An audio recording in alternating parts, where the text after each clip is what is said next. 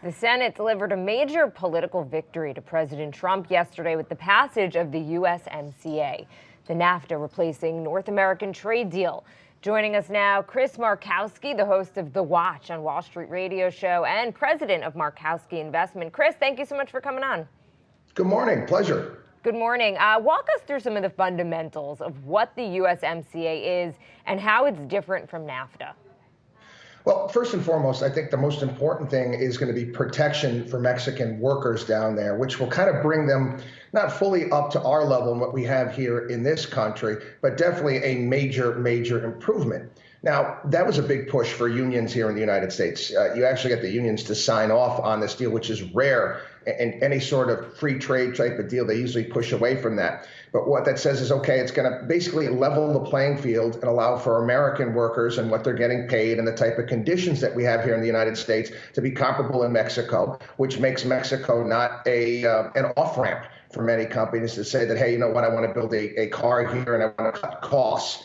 That's a big deal. Another thing which is fascinating that nobody's really talking about is the digital part of this deal, which is almost like an open playing field between Canada and Mexico and, of course, the United States. Now, why that's a big deal right now is the European Union is looking to put down taxes, digital taxes, on our companies here, obviously some of the larger ones. And yesterday was a bit of a landmark where you had Google go over $1 trillion valuation.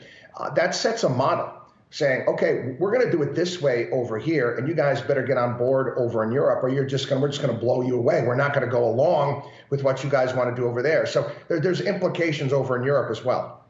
The deal still needs to be signed by the president and then ratified by the Canadians. Assuming that they do, what happens next here? I think Canada, I think the end of January, if I'm not mistaken, the conservative part of the government already agreed that they were going to sign it anyway, but they're not in session right now. They're going to come and do it, and President Trump most certainly will sign this deal. I think away we go from that point of view. I mean, you had two major wins this past week as far as trade is concerned, which I think is going to be great for business here in the United States. Trudeau, he said that he's going to be signing on to the deal. So as far as trade is concerned, I think you might see a little bit of bump. I think the politicians are politicians. They're going to say, oh, wow, this is going to create all this economic activity. I think it's going to be slowly but surely over the long term. You're not going to see any big bump right away. Well, on that note, one of the big knocks on NAFTA was that it kind of started the process of American manufacturing companies moving jobs to Mexico. How might the USMCA begin to reverse that? I know you did mention wages as part of it, right? Oh, absolutely. I remember back in the 1990s, Ross Perot on the campaign trail talking about that sucking sound and companies leaving for Mexico and other parts around the world. And let's be real, he's right. I mean, you can travel across certain areas of this country that have been hollowed out in many ways because of NAFTA. It'd be great to see more companies say, hey, you know what, we're going to set up shop here. It was a great announcement yesterday, too. I mean, I love hearing things like this, that they're going to be building a battery plant in Lordstown, Ohio, which just had an auto plant that was shut down. They're bringing it back there.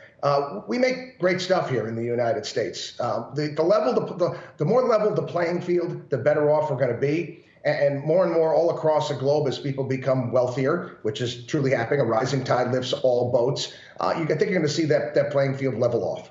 What are the enforcement mechanisms here? This is a big political victory for the president.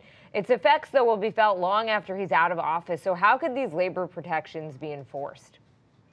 Well, again, it's going to be that's the hard part, the little devil in the details. We tend to handle Mexico and Canada much better than we do China, where China will say, yeah, I'm going to do that. And then they walk away and they don't do anything that they say that they're going to do. Our relationship with Mexico and Canada is much different, where sometimes some of these trade issues can be handled with a phone call or two.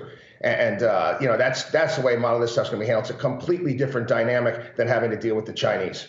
Anything that you would have liked to see in this deal that isn't in there?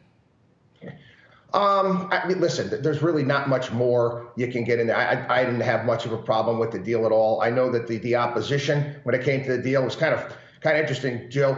You had 82 senators, I think, vote for this. I don't think you could get 82 senators to vote that water is wet and the sky is blue. The one thing that they think they had against it was some environmental concerns and climate change stuff, but I didn't really consider that. Yeah, they couldn't agree on whether to take a bathroom break during the impeachment hearing. So I hear you.